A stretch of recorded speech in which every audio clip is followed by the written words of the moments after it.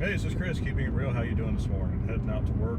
I know it's Memorial Day, but and I ordinarily would not work on a holiday, but I was not able to work 3 days last week because of the heavy rain, and I'm not going to be able to work 2 or 3 days. It looks like this week because there's more rain coming. This has been the rainiest. I mean, we had a little stretch there of no rain, but it's been a month. But last week made up for it, and this week will make up for it even more. And the rest of the year has been wet here. So I've gone to Lowe's and picked up some deck. I'm going to stain a deck, 900 square foot deck, and about 80 feet of railing, which I'm really not looking forward to. But I've got my little rollers that I hope will speed things along a great deal. So if they don't, I always have my trusty brush. So two-tone, it's a two-tone paint job, so it's kind of interesting. I'm eager to see how it turns out. But the deck's in good shape. I didn't have to do anything to it. Didn't have to pressure wash it. There's no peeling anything on it right now. It looks like it was put in, and it maybe it had a coat of clear on it at one point, but it's all worn off. But the wood is still in really good condition. You know, to replace like 2 or 3 boards, which is why it's going with solid stain instead of transparent stain. Anyway, COVID-19 update for whatever date this is, the 26th, I think. Looking at the data yesterday, the data I'm looking at is from WRAL.com. It is a Raleigh news station.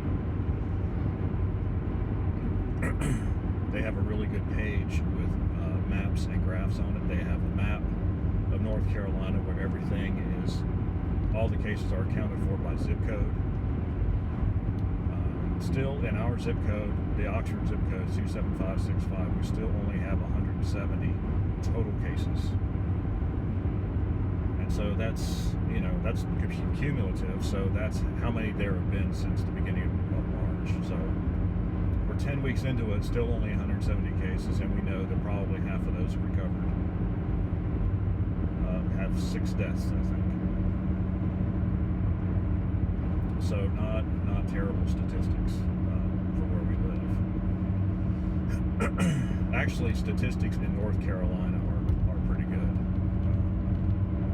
22,000 cases as of yesterday, 700 some deaths, of which about 300 were from assisted living, nursing homes.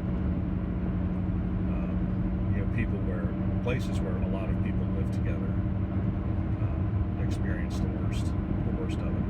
And of course, all the people there are older and usually have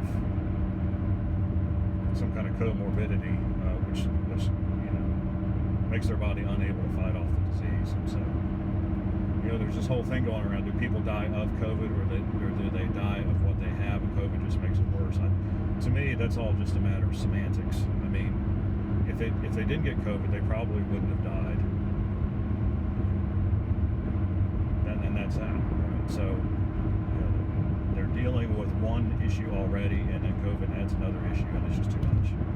Well, what they actually died from, I don't know that it really matters in the end, right? One thing I did want to talk about: the number of positive cases jumped yesterday over 1,000, which was somewhat concerning. Now the 7-day rolling average is almost 700. So that figure has gone a lot higher than I expected it to.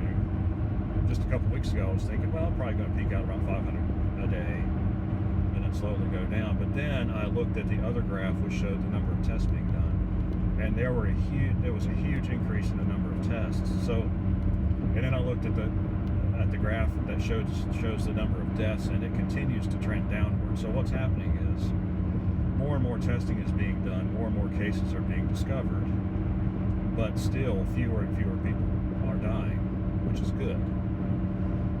So the deal is that the 10% rule really is starting to not apply. In other words, up until like last week, you can safely say, because of the limited number of tests being done, you can safely say that the number of actual cases was 10 times the number of confirmed cases. But now that they are really starting to ramp up, the testing, and more people who didn't meet criteria before to get tested, now they are getting tested, and then they're coming up positive.